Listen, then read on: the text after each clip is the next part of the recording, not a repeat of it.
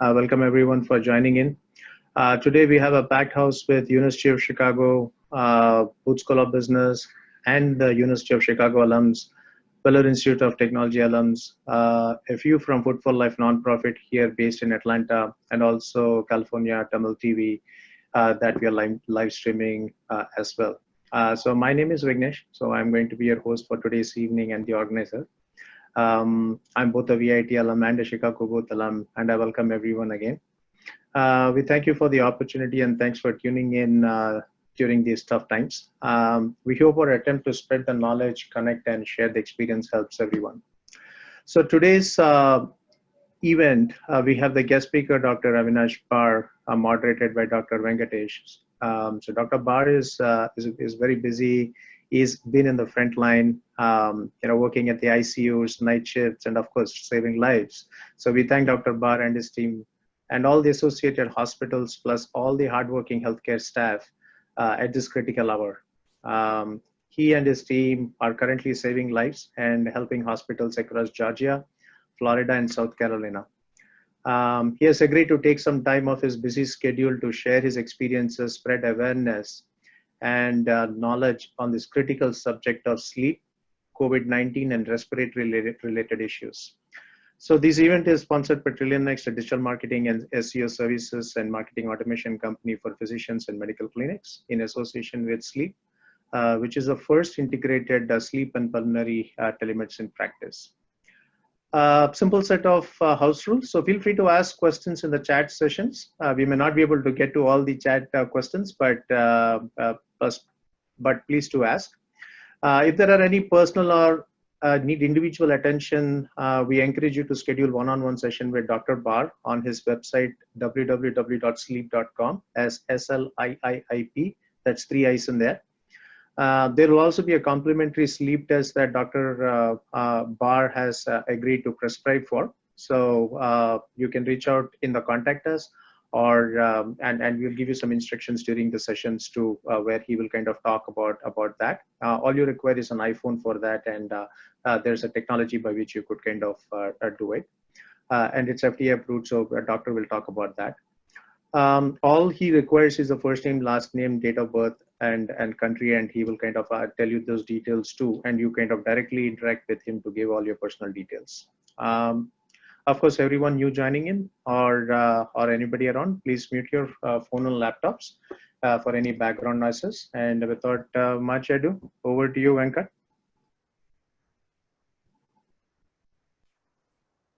Hi, good afternoon, everyone. Thank you for taking time to attend this session.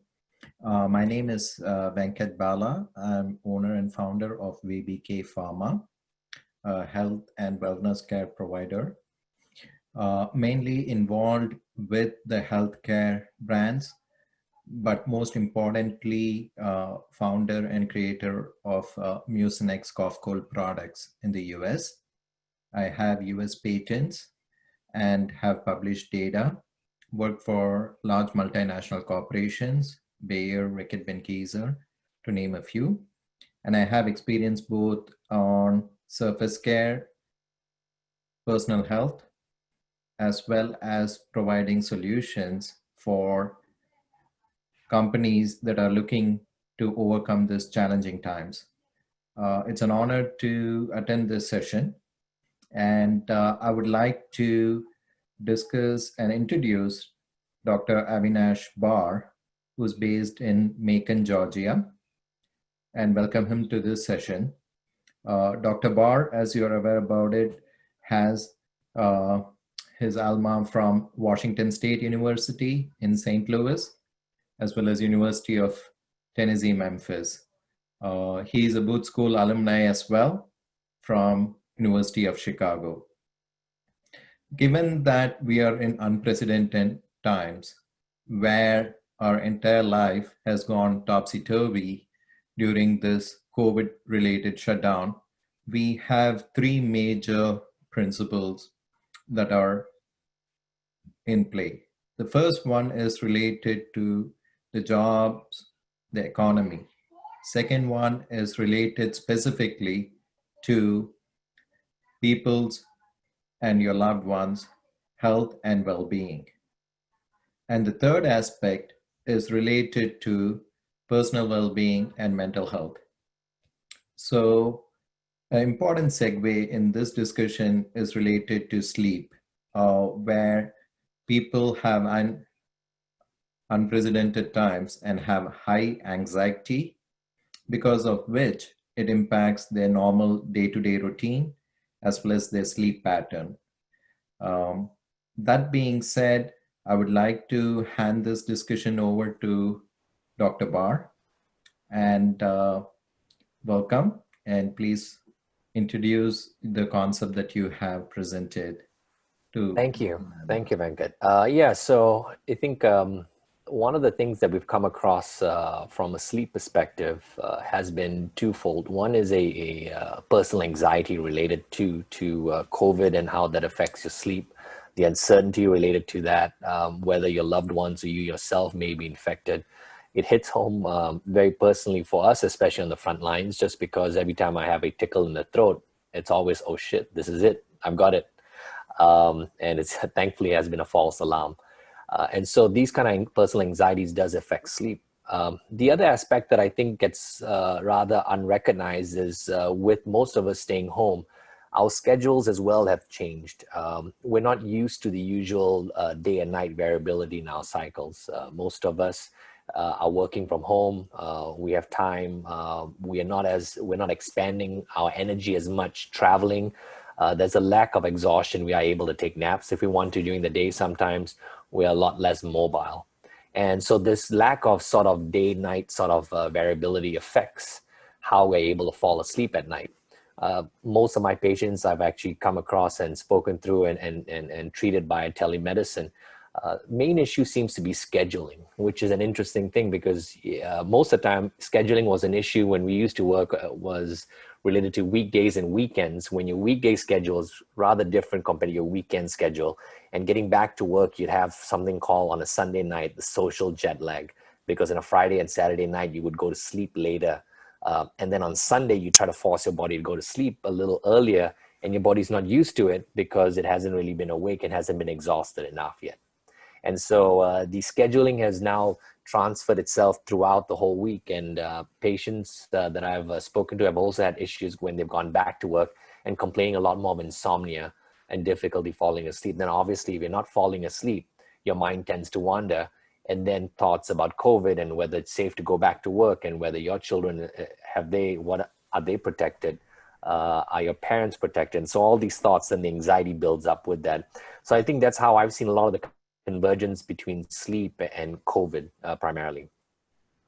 So can we launch the polling just to kind of see what is the, I'm just launching the poll. So let's have a quick minute to see what's, so the question is, have you, yeah, it's pretty,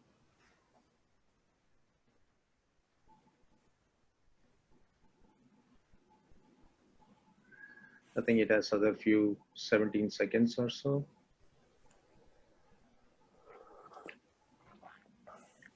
Okay.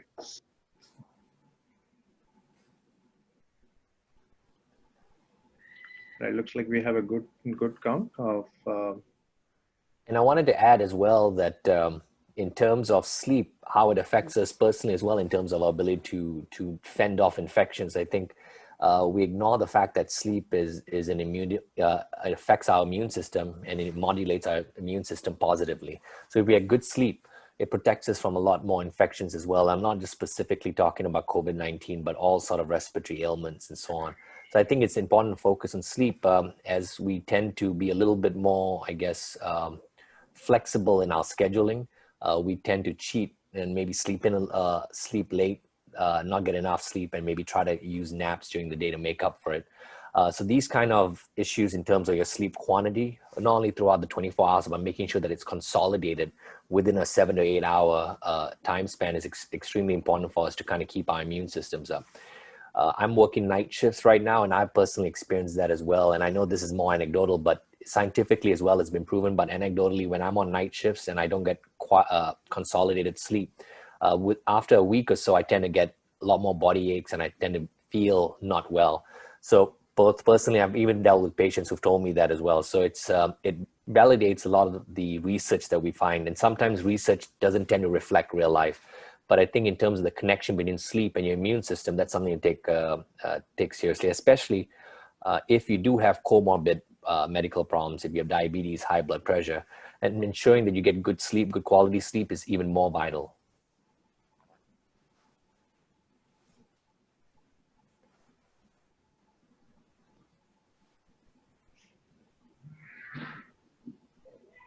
Venkat? Very good. Yes, thank you. Thank you, Dr. Bar. One of the main aspects, Dr. Bar, is that we are living in a highly interconnected world where if you look probably 20 years ago, you didn't have social media, you didn't have smartphones, you didn't have 24/7 news channels and network that were bombarding you with this information. Are we in a situation of wherein we are in an information overload phase, or is it being compounded by the fact of a pandemic being out there, and it has a synergistic effect in terms of information overload plus the anxiety and stress related to the COVID situation? Could you please elucidate a few thoughts about that? Yeah, no, I think even from a healthcare perspective, the volume of data coming through has been overwhelming for all of us as well, to kind of keep track what's important, what's not, what's noise versus what's actual signal. And so that has been difficult. I think the variety of news channels as well, where you get your news sources from, has also been overwhelming. Some people will rely on friends and family, some social media. And so that has been an issue in terms of trying to figure out what works, what doesn't work. From the healthcare perspective, the rush to produce data has been obviously welcoming, because we need to get as much information. However, the quality of the data may have been lacking.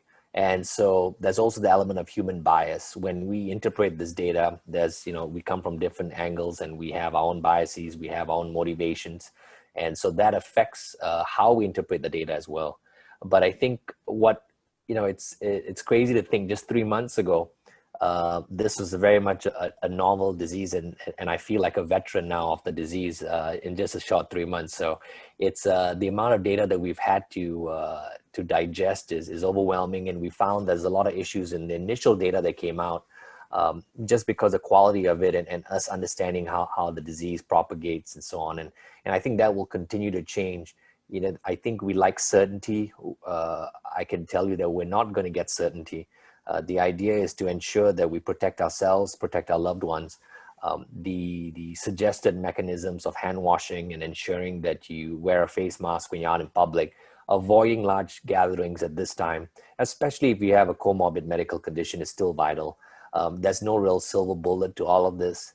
There's recent studies that have actually been encouraging in terms of treatment for COVID, in terms of steroid use, or something called dexamethasone, which is a kind of steroid.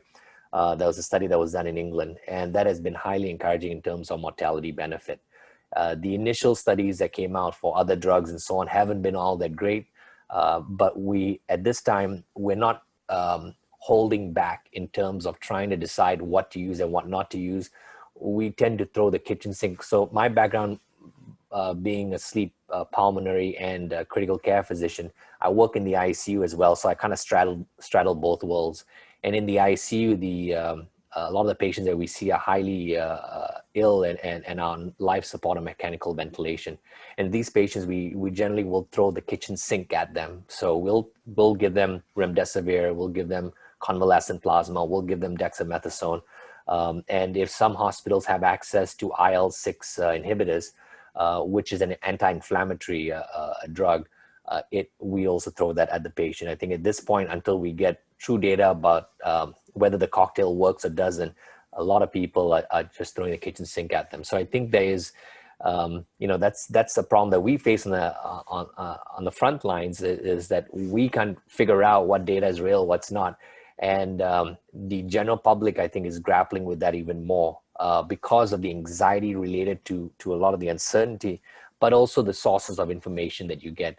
So I generally will definitely recommend that if you do have a lot of concerns, is to reach out to your healthcare provider. A lot of practices have also turned on to telemedicine.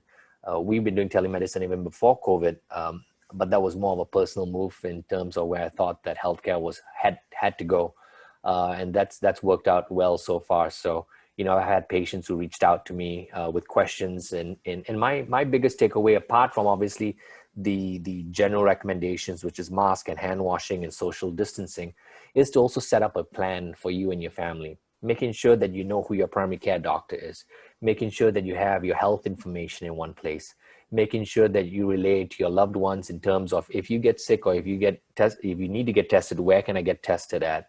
These are kind of information to be helpful to get upfront. It reduces anxiety as you have time to plan for something that may happen, where to go to, which hospital to go to if you need to. And so making sure that you have contact with a health professional. I think that sort of planning allows us to reduce some of the anxiety, some of the uncertainty related with COVID. Obviously, a lot of us have access to healthcare professionals as well. So reach out to them and see if they have any additional advice where they can get testing from. Some healthcare providers like primary care doctors and so on are offering COVID testing. Local councils are also offering local testing as well. And also having a plan for home. If one of us feels sick, is to ensure that we take precautions to ensure that the rest of the family doesn't get ill. And I think the biggest thing we've learned, even for me, is healthcare workers tend to be, I think, the biggest violators of this is even if we are ill, we tend not to call out sick when we have to show up to work. Because of the lack of coverage, and we don't want to impose too much stress. The work doesn't go away. I can't delay the sick patient till tomorrow. The patient has to be seen. So a lot of healthcare providers and workers will end up going to work even when they're not feeling well. The biggest, that has, for me at least personally, I've realized that has to change even for myself, is to ensure that if you are sick, whether you work in an office and so on, is to take it seriously and start taking precautions for yourself, your co-workers, and let them know. And I think the work from home policy now, the advent of that and the propagation of that has really, I think, been a boon in all of this. That has helped people stay at home, stay away. People have enjoyed things that they never knew they enjoyed before, didn't have time to enjoy. And I think that some of the silver lining that will come out of this, whether we'll go back to any state of normalcy after this, I'm not sure. The honest truth is that, I look back at 9/11 as a sentinel moment that changed how we travel, changed how we view different parts of the world. And to this day, that really hasn't changed, and it still affects us. I mean, there's a pre-9/11 how I feel and post-9/11. And I think COVID is going to have a pre-COVID and post-COVID, how we travel, how we interact at work, what choices we make, how we protect ourselves, our loved ones, how we view our health. I think for a long time, we've ignored blood pressure issues and high blood pressure issues and cholesterol issues and diabetes as, oh, I'll take a medication and I'll pop a pill and I'll be done with it. But if you don't address those issues from a health level, meaning that if I have diabetes, yes, I can pop a pill, but what sort of lifestyle changes do I need to make to protect myself? Popping a pill doesn't get rid of the comorbid illness. This is where the three tenets of good health come into play. I mean, no matter what a doctor or a hospital or a nurse can tell you and do for you, we're treating you at the back end, meaning at once you've gone through a lot of other diseases or your disease is propagated. But the three tenets of good health is mobility and eating or nutrition. And mobility meaning exercise or even making sure that you keep moving. Good nutrition, making sure that you eat well, eat healthy, be aware of what you put in your mouth, because whatever you eat goes against whatever you're trying to work off in terms of mobility. So that's a fine balance. And the third part to that, or the trifecta, is sleep. So those three things need to come together. And I think everyone needs to kind of be a lot more aware now of how important health is. Thank you, Dr. Bhar. That was a very detailed and thorough elucidation of the issue. And you have been one of the pioneers as well as the entrepreneurs in the telemedicine field, and you have this online sleep It's very elaborate and very highly informative. That is one thing where we as an entrepreneurial community, we look for the opportunities and we see where we could excel and provide a suitable solution. So coming to your product and what your clinic offers, could you please elaborate a little bit about that for the benefit of our audience? Yeah, so thank you. What I was seeing as well was that we were, maybe one dirty secret in healthcare is what we do is not magical. What we do is not rocket science. You know, physician is, or a provider is your healer, and a lot of it is listening and trying to understand what you're going through and trying to figure out how to address that. And so a lot of that can be done via telemedicine. A lot of that doesn't require face-to-face visits.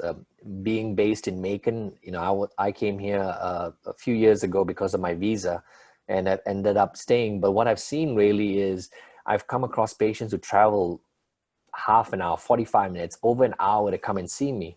And a lot of this could be done via tele, by speaking to someone and actually understanding what they're going through, and then coming up with a plan for that. So I felt a lot of what I was doing could be done via tele more effectively, and did not need the patient to come in, sit in the waiting room, fill up some paperwork, and then have a 15-minute session with me. Why couldn't I do it over tele?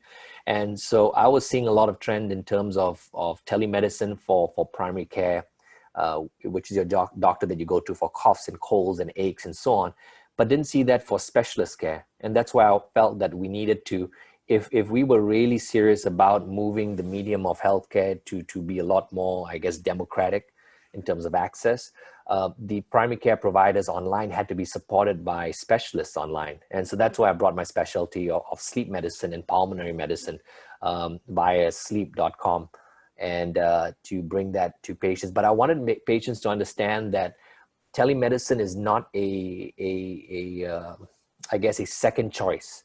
It is not that, oh, I can't see you in person, hence I'll see you via telemedicine. I wanted to change that paradigm and help patients understand that they were not actually getting second-rate service, but they were getting equal, maybe even more. So I wanted to build a practice that was virtual. A lot of push was for me to set up a physical practice and then add telemedicine.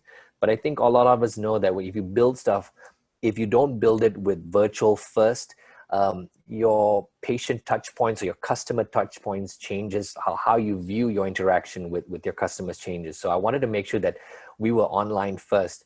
And so that's why this online sleep test, for example, we've partnered with the first FDA approved sleep apnea test that can be done by an iPhone.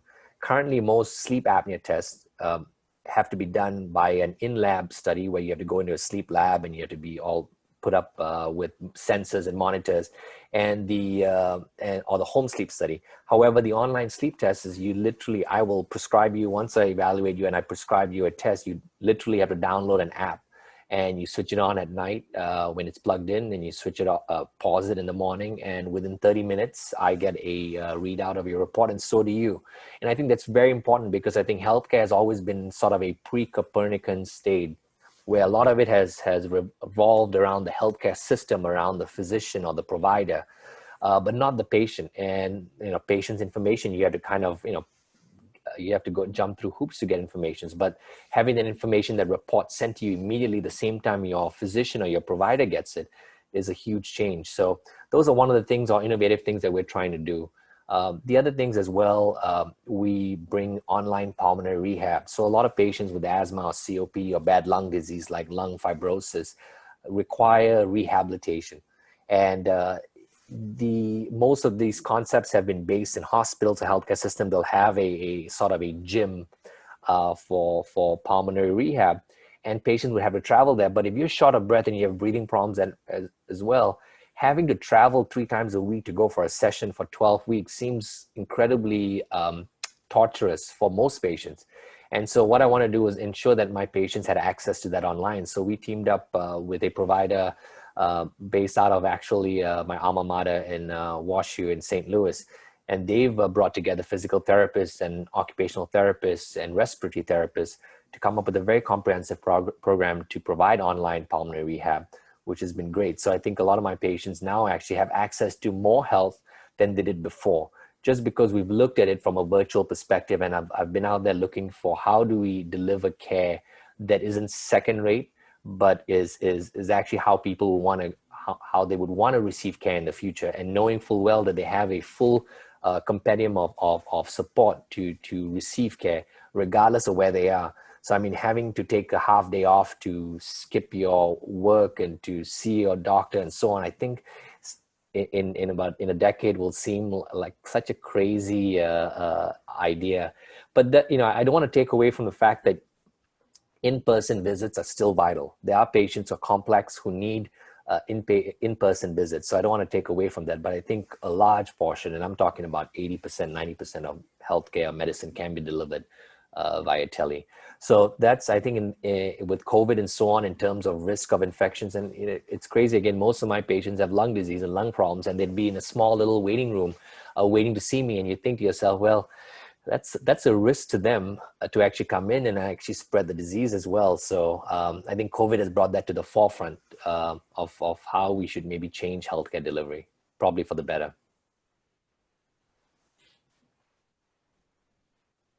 Yeah, thank you, Dr. Bhar. That's really useful.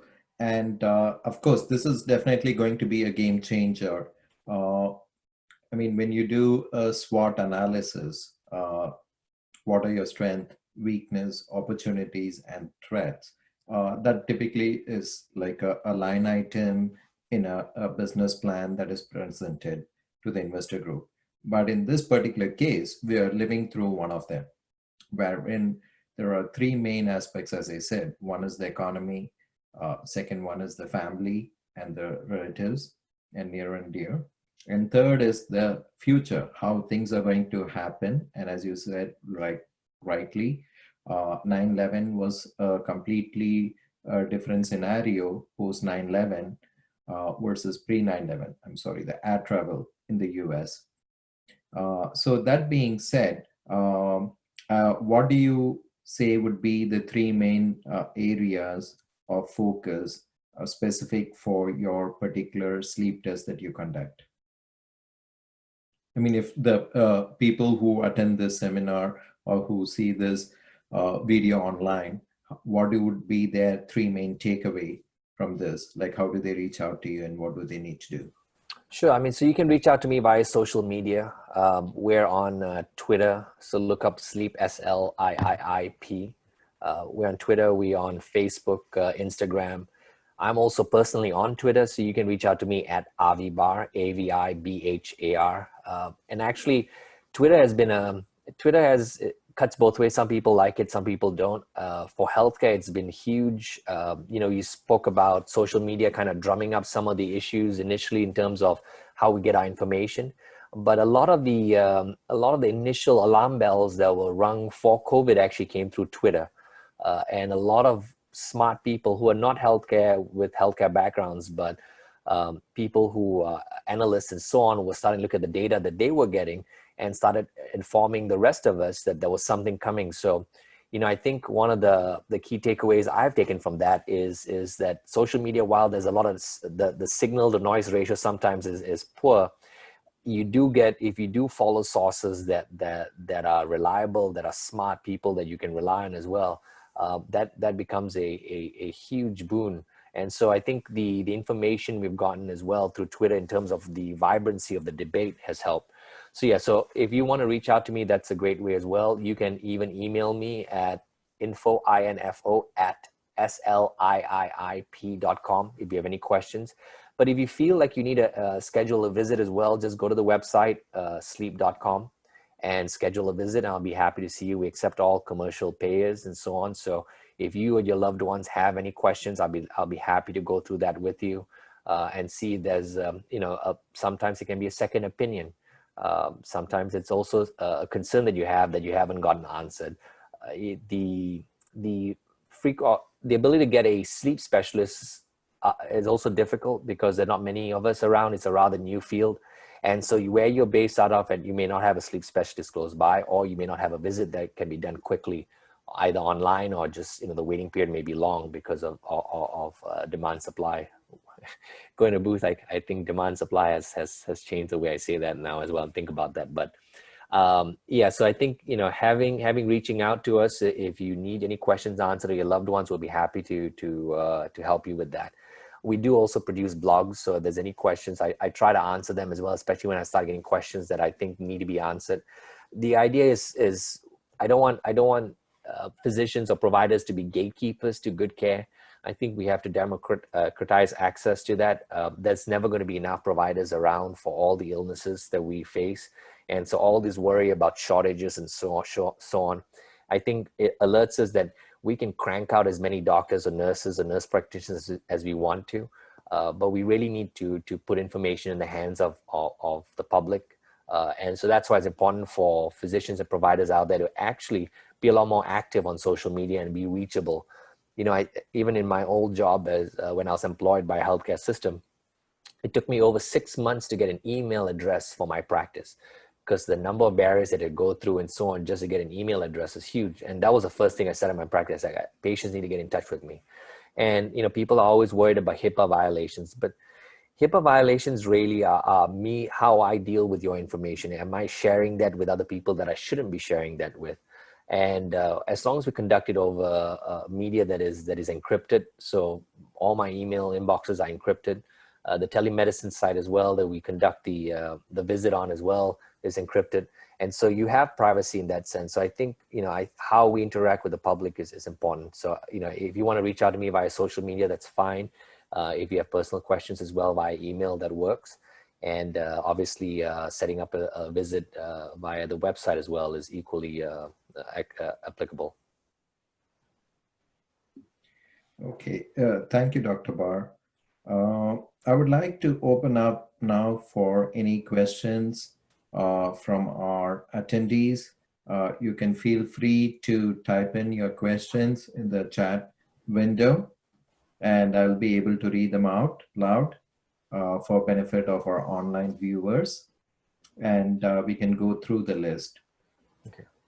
And while we wait for the questions, I kind of want to chime in as well. What I found as well when I practice via telemedicine is I actually have more focus on the patient than I did before. It's because I actually am just there talking to you.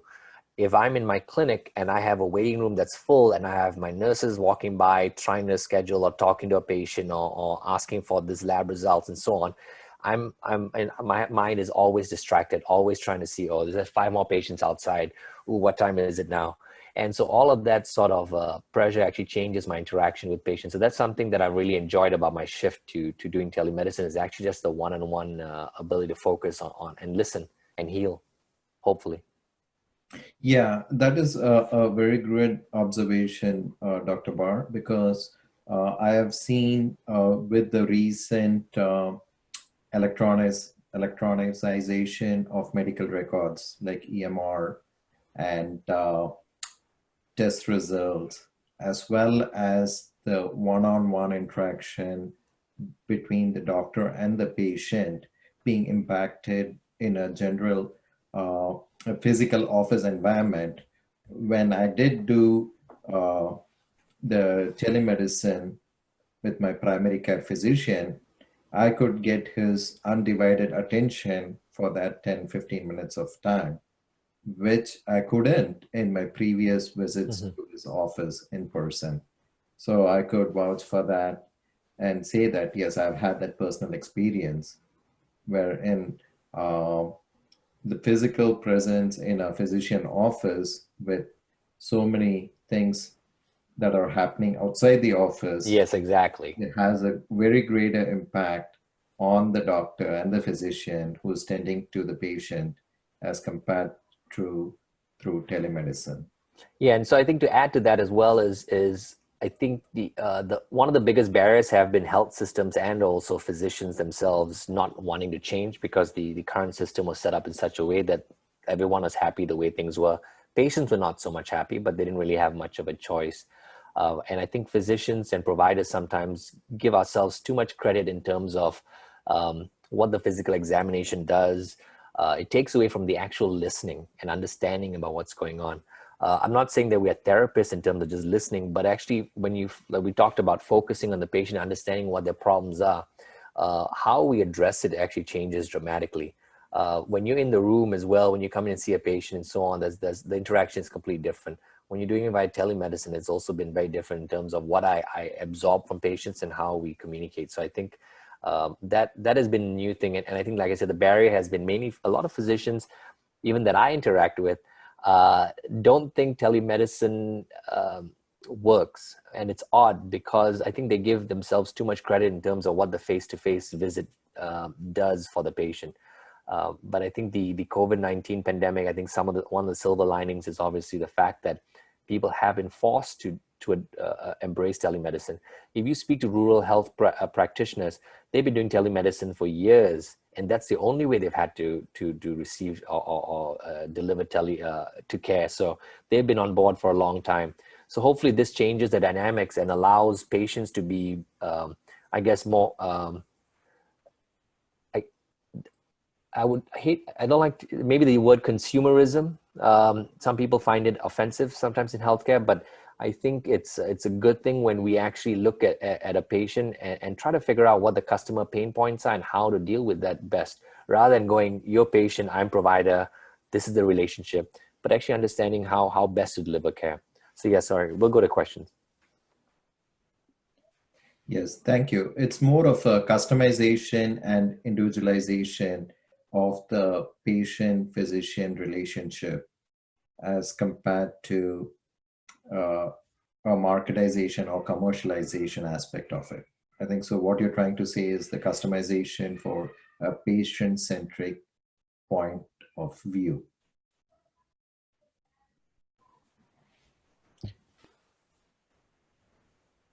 Are there any questions that you need me to address? Yeah, I'm just going through our message boards. I don't see any. And one of the main things that I would like to take. There are questions. Are you able to see now? So there are like 6 questions that have come up. Are you able to see? Sorry, I'm unable to see that. Okay, so one is about one of the question is that Dr. Bhar, I'm retired, but I still am experiencing sleep issues, and I can go to sleep or get up whenever I please. Comments, please. Well, thanks for your question. It's a difficult question to answer with so little information.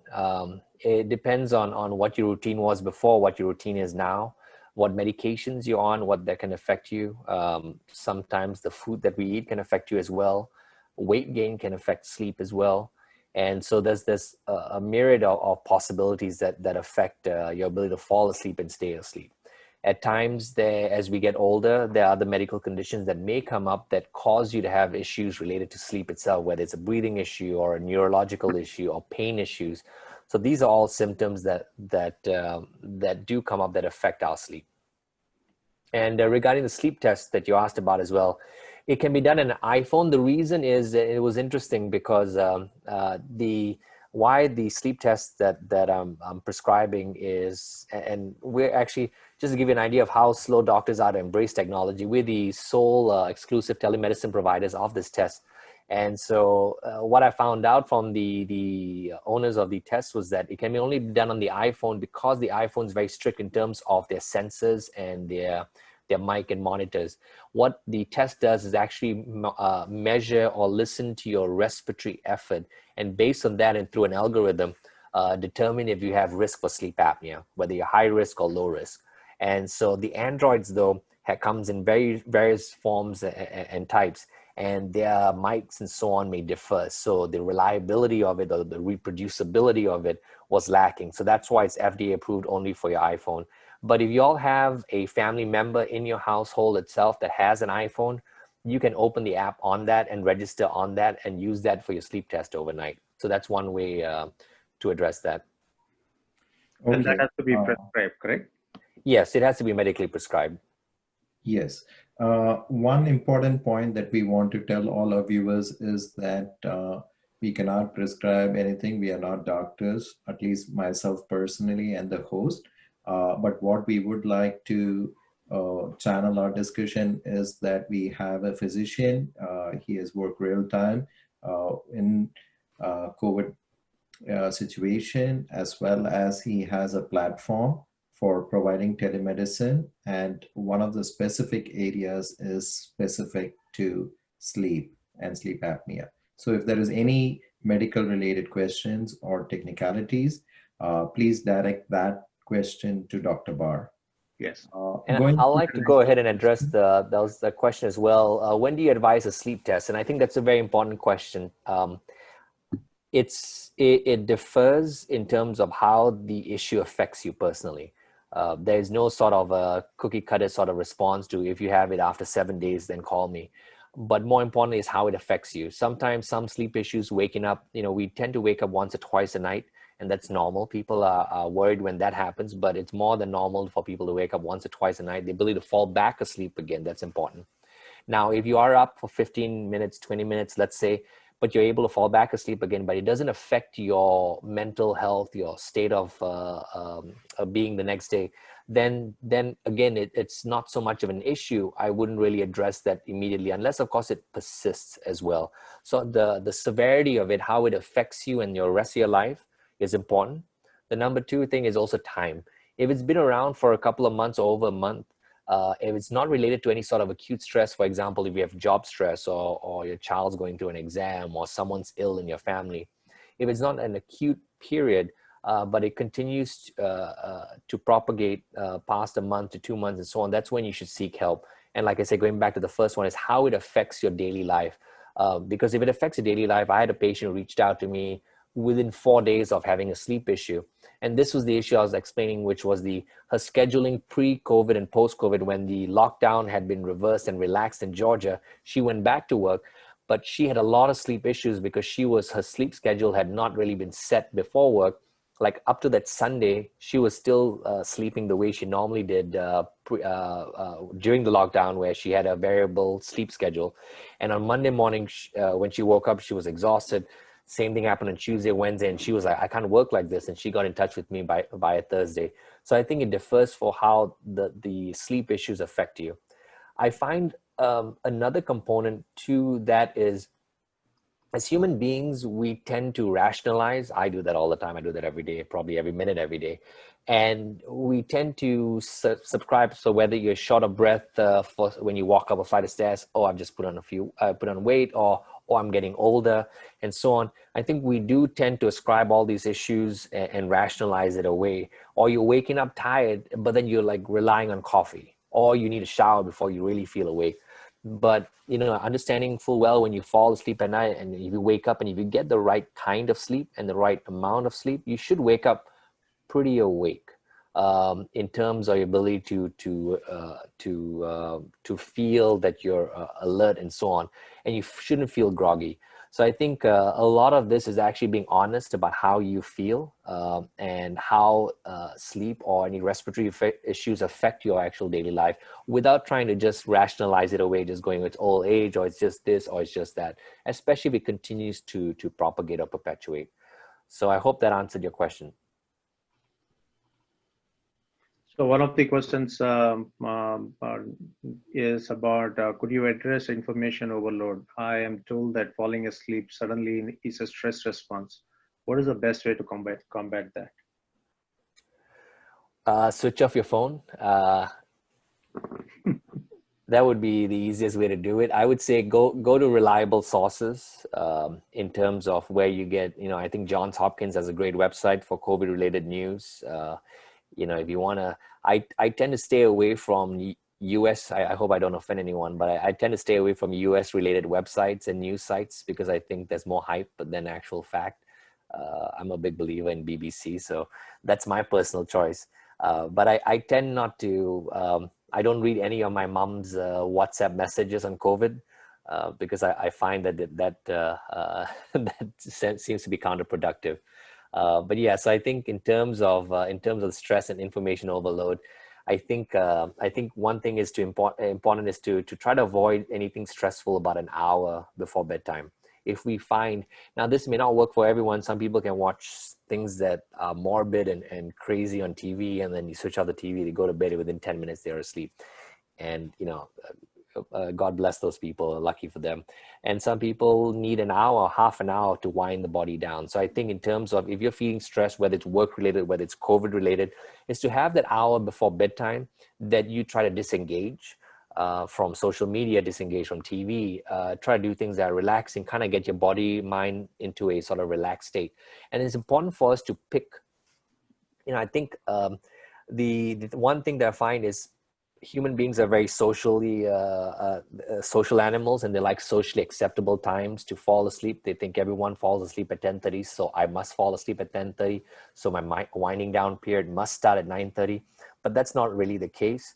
You should really try to go to bed when you're feeling tired, when you're feeling sleepy. So that's why if you tend to fall or feel tired and sleepy by 11, then your winding down period should start around 10 o'clock, about an hour before, and ensuring that you get 7 to 8 hours of good sleep. So I hope that answers your question. I want to address another question by someone asked about how can telemedicine work for his orthopedic or who needs to check the healing of a fracture. So actually they're doing that online already. A lot of practices are doing that to monitor healing. There are tools that they use in terms of how their video comes out in terms of movement. So you can actually move around, and their screen allows them to see how the movement and see where the accuracy of the movement and the healing works fine. And so they're doing that. That actually is a build on to physical therapists that have been doing online physical therapy as well. And so working with patients to ensure that their mobility post-operative period is adequate.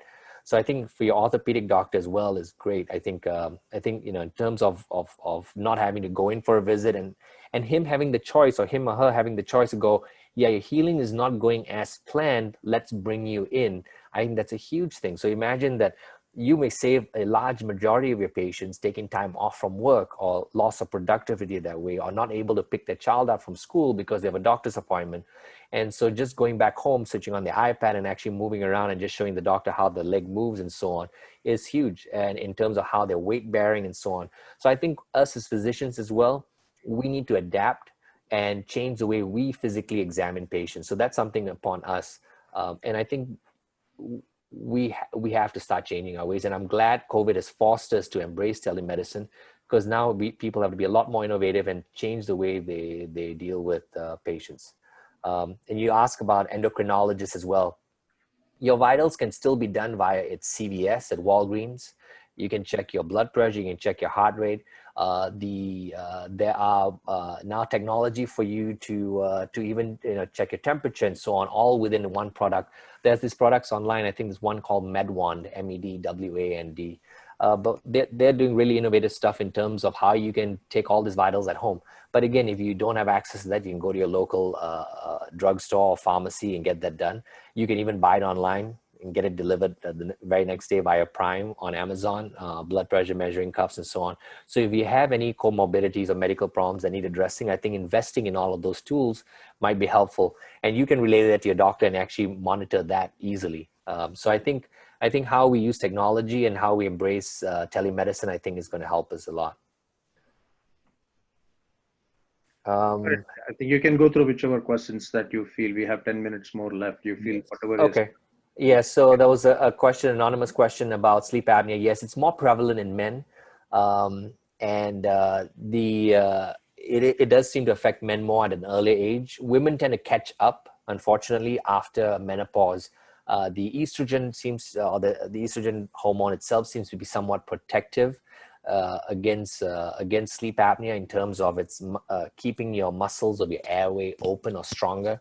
But as women lose that when they go through menopause, they then end up having a risk as well for developing sleep apnea. The interesting thing is that women don't tend to have the same sort of manifestations as men do in terms of a loud snoring, sleepiness. Women tend to be a lot more subtle in terms of their snoring. It's not as loud usually. Some of them are loud, but most of them are not. The main complaint is not snoring that brings them in to see me. It's usually insomnia. So women tend to complain more of, I can't fall asleep, I can't stay asleep. And a lot of patients, too many patients I've worked with have been on sleeping pills for years and years and years and years without actually figuring out why do I need a pill to fall asleep? There are some basic ideas. You go to the toilet, your need for sex, your need for oxygen, your need for food, your ability to sleep. These are some things that we don't lose. And if you need a medication to help you sleep, you need to seek attention and make sure that you actually get a proper evaluation of why do I need to pop a pill for me to fall asleep. So I think in terms of sleep apnea, its prevalence in men and how it manifests in women, I hope that helps answer your question. You did ask about COVID-19 and a mortality rate for men.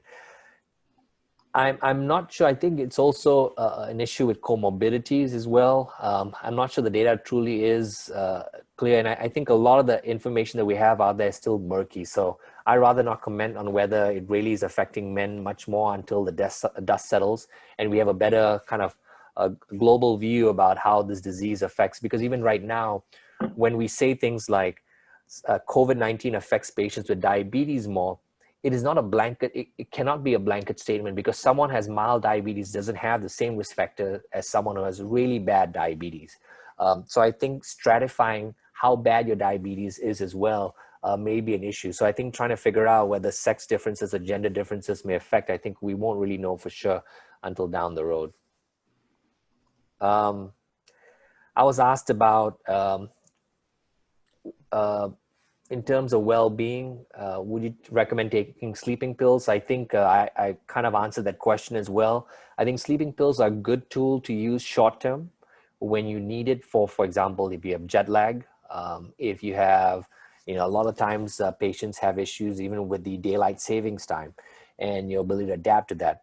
Those acute situations, whether it's work-related, whether it's school-related, at times, if that affects your ability to function the next day, and it's really something that you can't seem to address short term, then using pills for a short period of time is a great way to get over that period.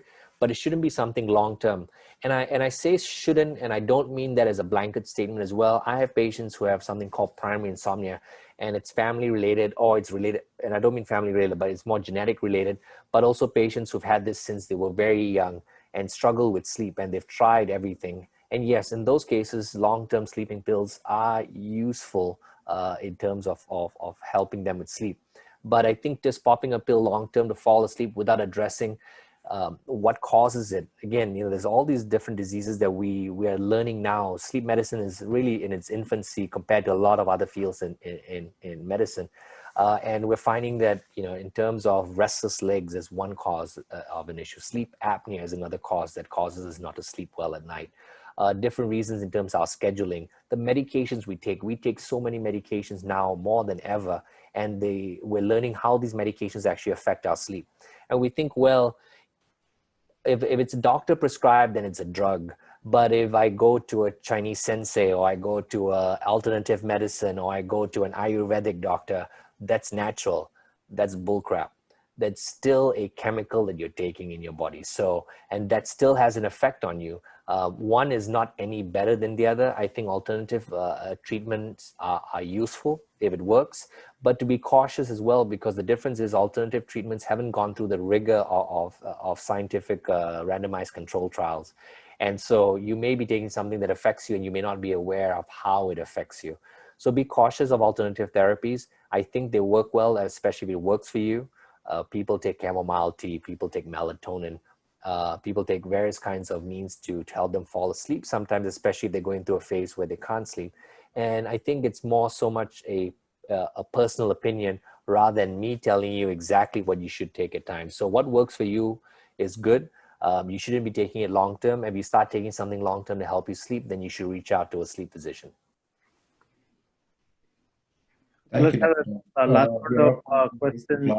Anything else that you want to cover? I think we have covered most of the questions in there.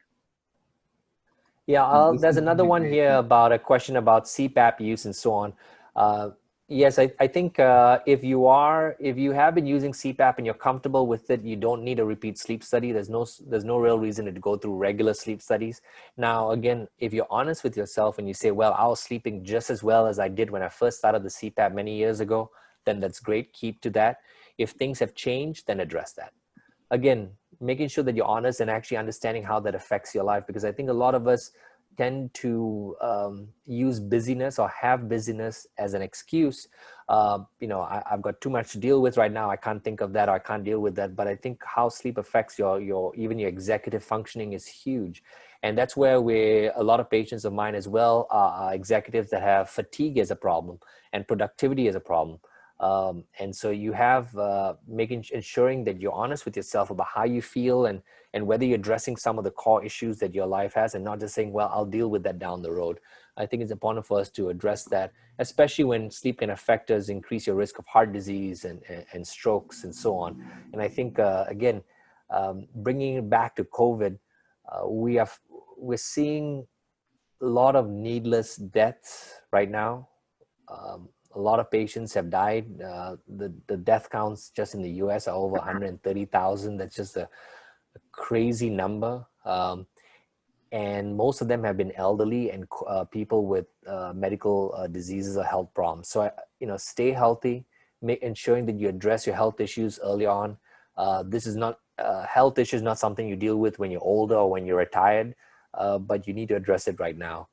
And so taking that seriously and making sure that you go back to the three crux of good health, good sleep, good mobility, and good nutrition. Okay. Thank Thanks, you, Dr. Doctor. This has So, been a very useful and important session. And as I said to all our viewers, for additional information, please reach out to Dr. Avinesh Bhar. It's www.sliiip.com. It has 3 I in it. And with this, we would like to conclude our session and thank Doctor for his valuable time, as well as we learned something new through these webinars. As a community-related organization, we are part of an alumni group and a network, and the word of mouth is really a strong recommendation. So there is help, reach out for help and ask people and discuss these issues. And this is like a very critical point of time. And always we have rebounded back as a country, as a community, as a people in much tougher times historically. So this is just going to be a passing phase, but people need to reach out and ask for help. And there is like a support network that is out there professionally as well as through our alumni. And I think a final note as well, I wanted to thank Vignesh and his team at Trillion Next. They did an outstanding job setting this up. I hope people have gained from this, and his digital marketing team, they have been outstanding. So thank you, Vignesh, for doing this, and everyone stay safe. Thank you very much. So we thank the opportunity as well as and also everyone for tuning in during these tough times. We hope our attempt to spread knowledge, connect, and share experiences helps everyone. So thank you, Dr. Bhar and Dr. Venkatesh, for sharing your valuable experiences. I at least learned some new things. Hope everybody else did. And also want to take a minute to thank Chicago Booth Zoom session team, Kathleen for helping us setting this up, and also Srini from California Tamil TV to kind of streaming it live. So feel free to reach out to Dr. Bhar, and everybody have a safe and good weekend.